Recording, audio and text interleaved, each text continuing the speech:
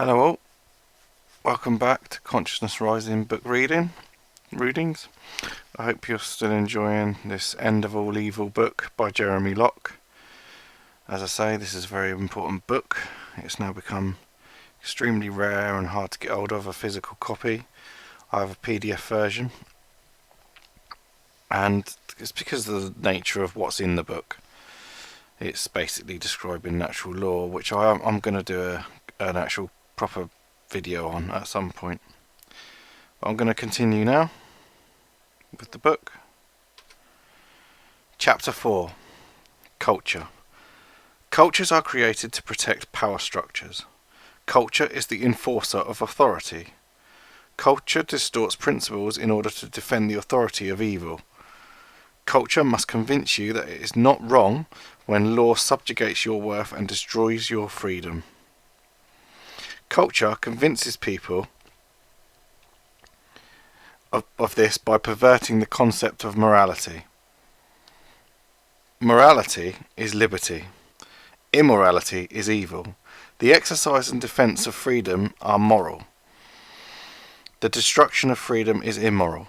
This is the pure truth of morality. Prudence is the proper application of principle. Imprudence is foolishness. Prudence is not morality. It is not immoral to kick a heavy stone with your bare foot, but it would probably be foolish. Prudence is a question of applying the principles and wisdom you have gathered in your life to achieve the goals you have for yourself. This is made possible by liberty. Without liberty, prudence is meaningless. Morality must come before prudence. The great lie of culture is that authority is not bound by morality, and that authority can enforce its own prudence upon you. The great lie of culture is that you are worth less than law. Cultures teach that intentions of prudence can be enforced by law. In this fashion they gain excuse to control the lives of people. In order for them to learn, grow and find happiness, people must be free to test their understanding of principles. With freedom, they can do this by a process of faith, trial and error. In this fashion, children grow from immaturity to maturity. In this fashion, human beings gain wisdom. Cultures are agents of evil.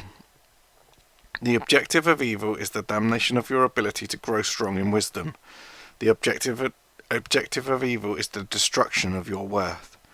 In order to gain control over you, culture spreads the lie that authority is not bound by morality. It teaches that authority can destroy freedom at will and claims prudence as the reason you should willingly submit. In the name of defending you, culture claims that the destruction of freedom is morality. Cultures pretend that evil is good and that good is evil. Prudence can be found all around you. It is found in the choices you make every day. Even when a mistake is made, you learn prudence. Prudence cannot be enforced. To enforce prudence is law. Law is lie.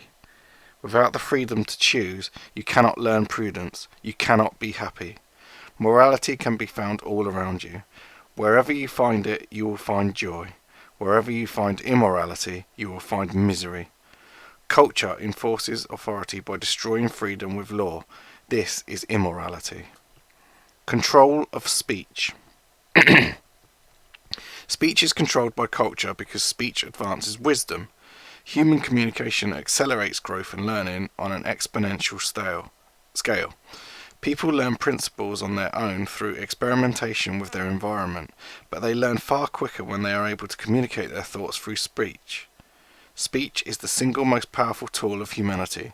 Through it, children and adults alike accelerate knowledge in anything they desire to learn. Culture cannot afford the rapid spread of human understanding. People should learn their own worth and potential. They would never submit to the artificial authorities placed over them. Culture is about control. Cultures are designed to protect the powerful, to protect those in authority. Its job is to make sure that speech cannot flow freely. To accomplish this, it establishes a pattern of subversion of thought and propriety of speech.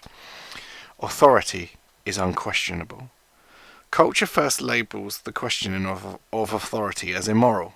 The rule of law, absolute respect for law enforcement, character in politics, and the nobility of king are all examples of cultural subversion of thought.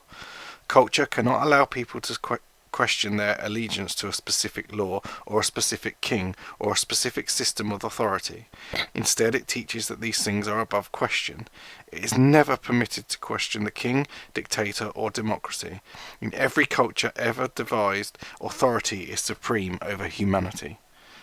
The highest extreme of questioning authority is discussing the assassination of authorities. Even to print a line of text such as this will bring shivers to those who live under any culture. This is the grip that culture has upon speech. Questioning whether authority is right or wrong is not allowed. The system is above you. You will not fight back. Though law considers itself moral for defending itself with violence, it will teach you that you are immoral for even thinking about defending yourself against it. Lesser taboos on questioning authority exist in varying form in the cultures of history. In modern times, this is most obvious in the shame brought upon anyone who questions the respectability of police, public education teachers, or other public employees. Their work is considered to be above the work of everyone else. Their actions in their jobs are beyond reproach because they are agents of authority. It is sometimes called respect for the office or position. Questioning their right to interfere with your life will bring you the scorn of culture. This is the control of speech. Further examples exist in the belief that paying taxes is noble. Not one person would pay them if they didn't have to. Not one person pays $1 more than is demanded of them under threat of imprisonment.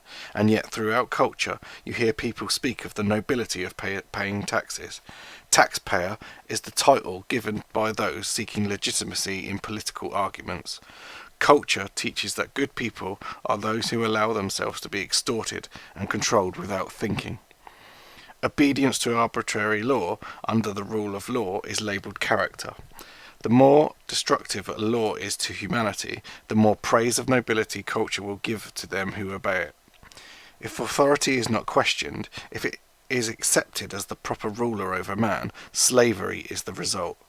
Germans failed to question their culture imposed upon them by the National Socialist Party. Their servitude to Adolf Hitler and his war machine were the result. Billions failed to question the culture of brotherhood championed by communism. Totalitarian slavery and the deaths of 100 million people was the result. Large or small, when you yield your mind to culture, it will make a tool of you for its own purpose. It begins when you limit your speech out of fear of culture. Diversion of propriety. The next step in the cultural manipulation of speech is the creation of propriety and politeness. These define the artificial enemies of society that culture would have you focus on instead of authority. They are designed arbitrarily to divert attention from the evil of authority. What would the world be like if you were free to open your mouth? The minds of people are tethered under ideas called cultural propriety, political correctness, and politeness. Political correctness is engineered slavery. It focuses attention on controlling the speech of people in such a way that they believe the enemy of people is impoliteness. They are taught to believe that they are naturally racist, sexist, and bigots. Only when culture keeps a tight control on speech are people safe from their own demons. Culture teaches the limited value of people. Coarseness of language is the shameful speaking of words or concepts outside the propriety of culture. While there is nothing evil in a word, and languages are reinvented and moulded every day, culture would have us believe that the words we use are where evil lives, instead of the crushing of the human spirit employed by authority. A curse is a wish of harm upon a person. Swearing is an oath of action. Yet both of these things have been perverted so as to teach you that speech is what is evil, and not the destruction of freedom that evil people employ. Every time you find an element of speech that is culturally unacceptable to speak, you will find a scapegoat. The specific instance is irrelevant. Culture always creates propriety to hide tyranny. In the beginning of the National Socialist movement of Germany, culture was engineered to make defending a Jew unseemly. It likewise made it impolite to challenge those who condemned Jews. This pattern is found in every culture ever created. Nazi culture was not after the control of Jews, it was after control of the Germans. Choice. In order to free yourself from the slavery of speech control, you must understand the principle of personal offence. If you are offended by a word or a sentence, then you have chosen anger and hurt for yourself. Culture would have you believe that it has been forced upon you, but this is not true. Culture would have you believe that evil is found in the discussion of ideas or the passing of intentional or unintentional insults. It would have you believe that certain words or allusions are where evil is to be found within society. If evil can create the enemy of speech, it can convince you to yield to its control. This is the design and purpose of culture. Though people always feel entirely justified in taking offence at speech, it is nonetheless their full choice. They have the freedom to feel anything they want when they hear the mind of another person. Yet the solution offered by culture is to force speech into a manner conducive to culture's taste. Once you believe that the control of speech is noble, you will not wonder at why it is improper to question authority. Crushing the human spirit. While arbitrary culture is found amongst adults everywhere on earth, it is most easily viewed amongst children. Culture creates ideas of style compulsion, body image compulsion, and action compulsion. To prefer pink over blue is a personal preference. To wear blue because you fear wearing pink is the destruction brought by arbitrary culture. Cultures limit the choices available to people by creating arbitrary rules for your life and enforcing them with peer pressure. Crushing the spirit of people allows culture to gain their obedience. When people fear standing tall because they believe they are not sufficiently attractive, wealthy, or educated, culture is crushing their spirit by teaching them that they have limited worth.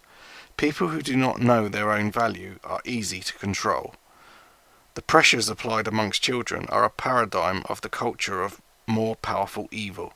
Those children who are the most adept at understanding how to conform to cultural norms and apply the strictest enforcement against everyone else are the ones who gain social power. This is a type and a shadow of the culture of nations and kings. A model citizen of culture is one who patterns themselves precisely to the ideals of culture. In premise, this means style, speech, education, and economics. In reality, this means obedience. Culture teaches people to idolize the perfect citizen. It does so because it desires your obedience as well. These people are rewarded by society for being easily molded by culture. The powers of authority and compulsion in all walks of life will always reward the model citizens with tokens of nobility and will always punish those who fail to meet the standards of servitude with humiliation and ridicule. Such is the creation of a culture. Such is the making of slaves. This breakdown of the human spirit eventually forces everyone to conform. Very few will even think of fighting the power structure. Almost everyone accepts authority. Arrogance versus conceit. Culture teaches that arrogance is an unwarranted valuation of self. You are a being of unlimited value. Culture is lying to you. Arrogance is condemned by culture because culture does not want people to understand how much they are worth. It purposefully confounds the meanings of arrogance and conceit. Conceit is believing that you are more valuable than others. All people have infinite value. To be conceited is to degrade the value of those around you. Authority is the ultimate conceit. It lays people low lest they believe that it is they and not law which has value. Arrogance is an understanding of your own worth. Culture condemns it in order to suggest that you are really not of sufficient value to do, say, or accomplish things that you desire. Arrogance offends others because they have been taught by culture their entire lives that they have little or no value. They are hurt by the misunderstanding that arrogant people are better than they are. They are taught that arrogance is conceit. If people were not so easily swayed by the doctrines of culture, they would recognize that all people have equal value. When they see the arrogance of a person who has faith in themselves above that of their own, they would rejoice. If an arrogant person has great value, then so do they. Culture condemns arrogance in order to crush the spirit of faith. Without culture, people would allow themselves to revel in the inspiration that arrogant people provide, the arrogance to believe that we can fly, cure disease, and accomplish wonders, the arrogance to suggest that you can govern yourself. Enthusiasm and excitement. Enthusiasm for life is frequently ridiculed by culture. Those who are excited by the wonder and beauty of our world are in danger of understanding how much they are worth. This is not something that culture can allow. Excitement and enthusiasm are allowed only in limited and predefined forms. Every culture is different, but they all provide acceptable directions and outlets for excitement. These outlets divert the arrogant expression of enthusiasm so that others will not be inspired. Culture dismisses achievement as impossible for the average person. It teaches that most people can expect only limited success in their life. It teaches people to accept that dreams are unreachable. Without exception, the reason that dreams are so hard to reach is because of culture. Laws, control, and the crushing of the human spirit limit our ability to achieve. Only human. Culture has many variations of the phrase only human in every language. The phrase implies the ultimately limited value of people. The phrase is a lie. People have an unlimited capacity for intelligence. Things in the realm of the supernatural in ancient times are commonplace today. Principles that are amazingly complex become simple to intelligent beings as they are understood. With freedom, the more you grow in learning, the more wisdom opens your mind to the purity of our reality. Cultures frequently teach that intelligence is hereditary, in conjunction with the notion that the powerful are more intelligent. This teaching is designed to imply that those in authority rightfully belong there. It is designed to teach that the intelligence of people is limited by the physical construction of their brains. Those not in authority are obviously not qualified to rule themselves. Culture needs people to accept limitation in order to swallow obedience. Glorification of historic evils. Contemporary culture has a tendency to romanticize the evils of history. Genocidal warlords such as Alexander are given the title Great. Royal masters are bestowed with the honor of having been a good king. Communism's slavery is venerated under the pretense that Joseph Stalin was the reason the system failed. The murders of law enforcement are painted white under the banner of defending the rule of law.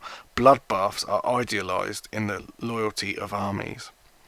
Culture would have us ignore the nature of history. It would have us believe that they are fantasies and stories instead of the struggle of humanity against evil. Billions have lost their lives struggling against tyranny. The lesson of history is not the honour of slaves, or the good of a system, or the nobility of a king. It is the nature of evil that we must learn. Do not let culture cloud your knowledge of history by glorifying tyranny. The clouding of tyranny is found in every culture on earth today, and obscures the same tyranny found in the past. Those who facilitated tyranny served as the enablers of authority. I am just doing my job. Culture will not question what the job was. Culture will not allow you to believe that people have any responsibility to disobey the evil of authority. Nazis, communists, and warlords alike, culture teaches us that the average butcher of history was just doing his job. Culture glorifies the evils of history and teaches that today's blind obedience to authority is nobility. The same blinding of the mind used by the cultures of the past is used by culture today. How correct law pretends itself to be is irrelevant. In order to enforce authority, you must destroy liberty. Obedience. Obedience to authority is the only objective of culture. It has 1,000 facets and 1,000,000 lies, but its design is always obedience. Chivalry was the code of honour created by royalty in the Middle Ages. This honour consisted of blind adoration of knights and noblemen. Peasants and serfs were taught that those who ruled over them and enforced the law of the king were always respectable and moral. The objective was the obedience of human beings to authority. The teaching of chivalry was that the knights of law enforcement had more value than everyone else. Patriotism is the code of honour created by nations in modern times. This honour consists of total allegiance to whomever controls the nation at the moment. Patriotism offers no choice. You cannot choose which nation to support. You are a slave by birth. You cannot refuse obedience. All law has total claim to you. Patriotism teaches that nation is glorious and strong, and that people have value only in as much as they bow to it. The rule of law is the code of honour created by democracy. It teaches that honour is found in obedience to the law. This code teaches that you cannot examine what the law says, or who wrote it, or why. The rule of law demands total obedience. Law is a weapon, and obedience is its design. The rule of law equates criminality with morality. The rule of law teaches that law has more value than people. All cultures call disobedience treason and scare people with ideas of treachery against what is right and proper. Treason is the premise that it is wrong to disobey the interests of authority. The truth is that it is wrong to compel others to action against their will. Since authority is always a creature of force, the claims of law are immoral and irrelevant. There is no such thing as treason. Slaves as enforcers. Those who are under the limitation of culture will enforce culture's doctrines upon others. Culture teaches that morality is found in obedience, and so those who believe that authority is rightfully exercised over people will demand that their friends and neighbours behave according to culture's will. This is the treachery of culture. It convinces people that slavery is morality. It desires only obedience, and people return it in droves. It convinces people that the destruction of freedom is morality. It pretends that evil is good, and that good is evil. All who would speak against authority in the defence of freedom are condemned. At its strongest form, culture is able to convince its people to become soldiers and murder, plunder and conquer new people. It has happened in every empire. It has happened in every kingdom and nation. From Nazi warlords to barbarian hordes, and from lynch mobs to law enforcement, authority is expanded and retained by violence. Those who participate in furthering the goals of evil are given the titles of bravery and honour by culture. Symbols of authority. Culture seeks to enforce authority by impressing upon the minds of people that they are inferior to law. When people believe that they are worth less than law, they will believe that it is their rightful place to obey. The symbols that authority uses to create the illusion that people have limited worth are very similar throughout history. The robes of modern judges compared to the robes of royalty. The wigs of late European politics compare to the crowns of royalty. The uniforms of law enforcement and the armour of knights. Captain, general, senator, magistrate, sheriff, prince, lord. Titles, clothing and badges have been used in every culture in history to create the illusion of authority. Culture focuses the mind on symbols such as honour, loyalty, devotion and duty. Such symbols are not new. It is easy for most people to recognise the foolishness of loyalty to king, dictator or communism. However, people still fall to modern symbols such as law, democracy and patriotism. If the objective of a symbol is obedience, it is evil. Police officers carry badges to show that they are duly authorised enforcers of the law. They enforce the law upon you, but you did not authorise them. This is the illusion of authority.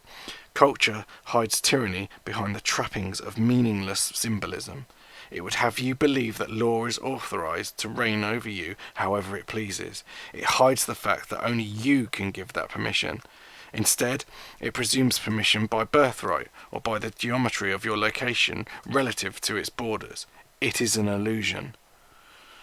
Should law truly be the authorised agent of defence or production, it would have to receive the permission of every single person it claims to represent. It would have to allow every person to extricate themselves from that authority if law failed to meet its obligation. Law never seeks permission and never will. It does not represent you. It represents evil. Money and greed. Money is good. Culture has invented the lies of money's evil so that authority can more easily lay claim to it. Authority can take your ambition for improving your life by demonising your labours. Culture teaches people that desiring greater comforts is selfish and greedy. It teaches that money is a mysterious evil. The more money is condemned, the easier it is to steal from you. Greed does not exist amongst free people. Greed is not the love of money. The love of money is only the love of a better life. Greed is the theft of money, and it exists only among tyrants. There is no end to the amount of improvement you can have in your life. There is no limit to humanity's ability to cure disease, to end hunger, and to enjoy life. Culture would have you believe that you are limited. Culture teaches that you are not worthy of achieving your dreams. There is no greed in desiring more. There is only greed in stealing the labours of another. Theft is evil. It is the nature of authority to steal. Only tyrants possess greed. When culture teaches that working for money is greed, it also teaches that labour without money is noble. Labouring by rule of law for the collective we is taught as the proper form of ambition. If you cannot choose to give or to keep, then you are not we, you are a slave. Suit of law. Law is a weapon. Authority establishes itself as the only means of defence. Because of this, people have no recourse against the law. Law is designed to enslave all who obey it. There are many people who are able to use the law to extort. Lawyers and thieves regularly band together in democracies to loot the valuables of people. It is commonplace to fear behaviours and speech because they will be used as a pretense for extortion. The idea of law that licenses extortion is liability. This idea teaches that one man is responsible for the failures of another. It is commonly accepted as a noble principle of justice. It is not justice, it is a lie. Liability is not a principle. Principles need no enforcement. The reason liability laws are enforced is to extract massive sums of money from anybody who happens to be able to pay. Liability teaches that you have a responsibility under law to prevent the failures of others. If you have more money than they do, in a free world, people's actions are their own, and their failures bring consequences. Those consequences of principle are necessary to the growth and understanding of humanity. Law twists the consequences and assigns liability by fiat. Law confounds our understanding of true principles with obfuscation. This is done to enslave and extort. Collectivism. Culture teaches the worthiness of the common good employed by force. It teaches that it is acceptable to issue law to advance a collective ideal. Whether to pay for a project or control behaviour, compulsion is frequently labelled public interest. If these things are truly for the benefit of people, why must they be forced in order to accomplish them? Remember the difference between principle and law. Principle requires no enforcement. No law is required in order for people to feed and shelter themselves. If something must be done by force in order to accomplish it, then it is not a good thing. It is only something that authority wants. All government, all violence, and all laws are methods of forcing you to yield money or motive without your permission. If these were things that truly provided benefit to you, then you would do them willingly. In a free market, you get only that which you pay for. In government, you can easily get anything you want at the expense of others. Those who have the most to take are the easiest to rob. Culture uses ideas such as the working class and the rich. These ideas have no meaning, since all classes work, and even the poor of today are rich compared to the rest of history. These ideas are just tools of cultural manipulation. If culture can create social classes and convince you that they are at war, then it can hide its own tyranny. Culture creates collectivism with individual crushing labels such as we and our. People are taught that within a nation they are our children rather than the parents. Culture teaches that we want laws and taxation and that we fight wars. The destruction of the individual in collectivism directly serves the purpose of evil. Collectivism teaches that good things can come from compulsion. It teaches that people can be forced to accomplish things for their own good. It pirates the love people have for their neighbours and twists it into authority's demands. Slavery is the result. If an individual will not choose a thing, then it is not good for him. Force crushes the human spirit. Choice enables life. Morality and values. Evil is not found in the stupidity of man. Evil is found in the slavery of man. Law impersonates morality. Culture teaches the ultimate infallibility of law in order to compel obedience. Even when law is wrong, Culture teaches that the moral thing to do is to obey. Law presumes to enforce prudence on people by calling it morality. This is the ultimate deceit. Morality is freedom. Law destroys freedom and calls it morality. Freedom is the cure for imprudence. All the social ills that law presumes to correct exist because people are not free to learn and grow. With limited ability for growth, principles are confused, and foolish behaviour is the frequent result. Freedom brings wisdom, peace and prosperity. The history of freedom shows this clearly. Force and compulsion destroy the value of human beings and dissolve the will of their spirit. Evil steals the sovereignty you have over your own life. Nothing righteous can come from the destruction of freedom. Sanity. Culture teaches that only nuts and crazy challenge authority. Law is the holiest and most sacred emblem of culture. Insanity is not an inability to perceive reality, it is a willing rejection of reality in favour of the artificial constructs of tyranny. Law threatens violence upon all who refuse to obey it. When you chose to act upon an artificial view of reality, you are insane.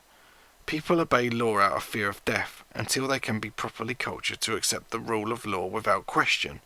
Cultural indoctrination is insanity. The definition of insanity is blind obedience. It is insane to believe that those in power over people rightfully belong there. It is insane to assume that they will always be there. It is insane to believe that law has the right to command the obedience of people. The culture of royalty, the culture of patriotism, and the culture of law are all insanity. No human being who understands the fullness of their own worth would ever accept the notion that someone ought to rule over them. It is the function of culture to blind the eyes of people to their own worth, and to deafen their ears to any speech that may teach them. When cultural influence is at its peak, insanity ravages the mind. Obedience is the object of authority, and authority wants no possibility of rebellion. The definition of insanity is blind obedience. Defense of freedom. Culture teaches that only police have the right to defend. It teaches that only authority has the right to decide if you are worthy of defence, and what level of defence it will provide. While it teaches that it is never acceptable for you to defend yourself, culture teaches that when the law implements kidnapping and murder to enforce its authority, it is always acceptable. In order to remove all thought of people fighting their masters, culture teaches that revolt is never acceptable. Rebellion without violence is almost always impossible. Culture ensures that authority holds a monopoly on violence, and it has no compunction about kidnapping, imprisonment and murder. The only way to escape authority is to destroy all tyranny. This is the reason massive wars have been necessary to destroy entrenched tyrants such as Adolf Hitler. Culture controls speech to stop authority from being questioned. It creates ideas of propriety to hide its own tyranny. The only remaining element is to make sure that if someone does discover their own worth, that they cannot extricate authority from their lives. This is done by making the defence of freedom immoral.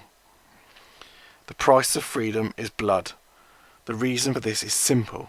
Evil does not care if you live or die. It will kill you before it yields control over your life to you. Hundreds of millions have died in history's war, proving this principle. Every instance of a thug maiming, raping or killing an innocent person proves this principle. While the vast majority of people are not evil, there are powerful tyrants who will never yield.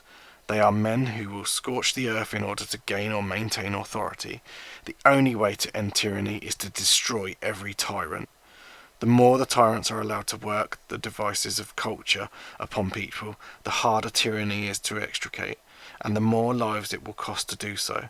This is the reason that culture teaches that the only proper way for you to defend yourself against law is to obey the law. The teaching preserves tyranny.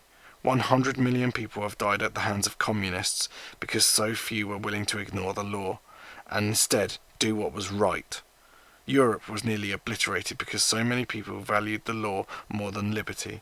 They failed to stop Adolf Hitler while he was still weak.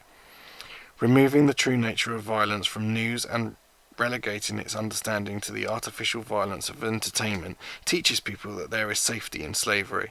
News reports enable authority when the true cost of tyranny is removed from view. Culture hides the plainest images of blood from people in order to keep them passive. In reality, evil will stop at nothing to control you, including destroying everything you have and everyone you love. Violence is used in the preservation of tyranny every day. Violence and murder are only weapons of immorality when used to destroy freedom. The defense of freedom is never immoral. Any man who will wield the weapons of violence against innocent people in order to gain authority must be destroyed. Okay, that was chapter 4. I hope you're gaining a lot from this. This is a powerful book, and that's why I'm doing it. I'm going to read this all the way through. There's 9 chapters in all, and it's not that long. But truth is never complicated. Remember that, people. See you later.